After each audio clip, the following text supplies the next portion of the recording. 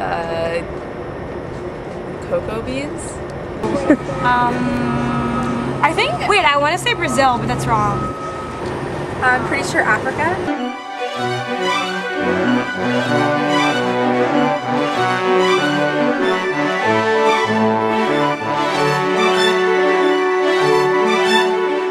Find cacao trees 20 degrees north and south of the equator.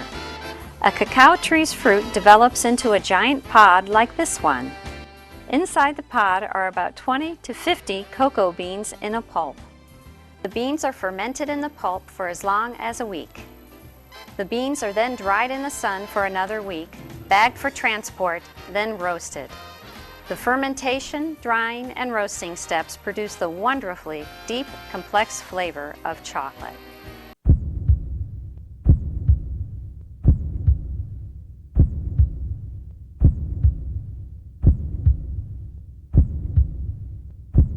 They've been trafficked 300 miles from home.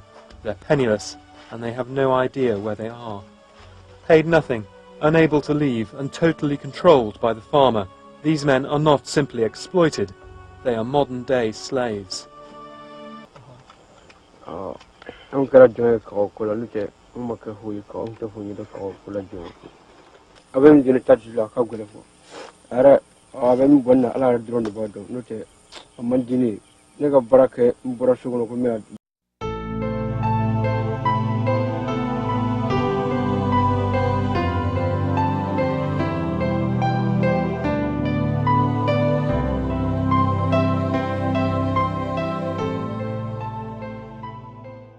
I did not know that. A little surprised to hear that.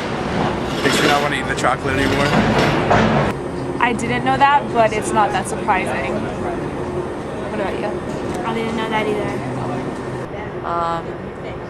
Well, that's news to me, and I think that that's absolutely terrible.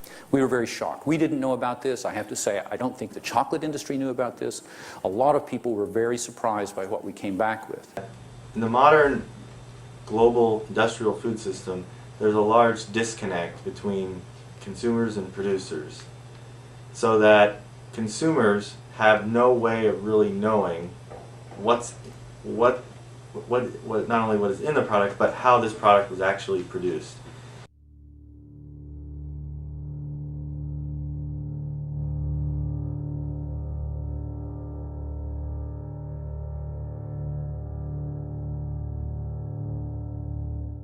Le tout s'était pratiquement isolé du monde entier.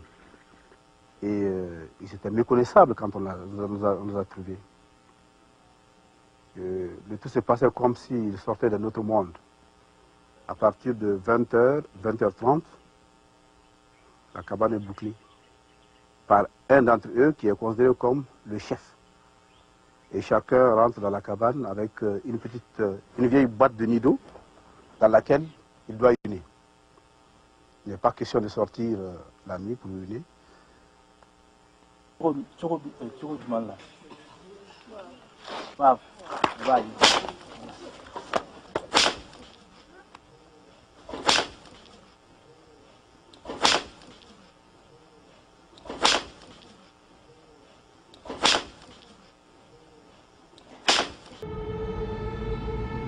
Because they are so desperately poor. There are no rich people involved. Because they don't get paid enough by Nestle or by the companies they work for. That's it. Thank you very much. Goodbye. The problem, to my mind, is really one about control and power and inequality, and you see that very clearly in cocoa, in the cocoa industry. And it's very clear who does have more control in the relationship, and it's usually very large firms. It's in their interest to keep the price as low as possible. Those low prices then have an effect on the types of labor that are involved at the point of production, meaning here child labor and human trafficking, because producers simply aren't able to generate a sufficient income to support themselves, so they turn to illegal or even forced labor, in this case children, to provide the labor necessary to produce the actual good.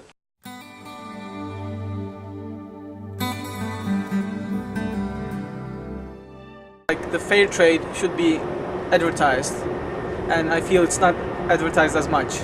It's like people don't know about this, and people should be educated. I think that what fair trade tries to do is several things. First, it tries to combat this problem of fluctuating world prices by setting a minimum floor price, so that it takes away the incentive to use child labor, forced labor on these plantations. The second thing fair trade tries to do in other for other products, not just cocoa, is it explicitly in the contract prohibits abusive child labor practices. Probably not. I love chocolate, so it's kind of hard to stop, but I'm definitely like more conscious of how it's produced, and I would look for chocolate that doesn't use child slavery. Not necessarily, but like I actually look for the emblem of the fair trade.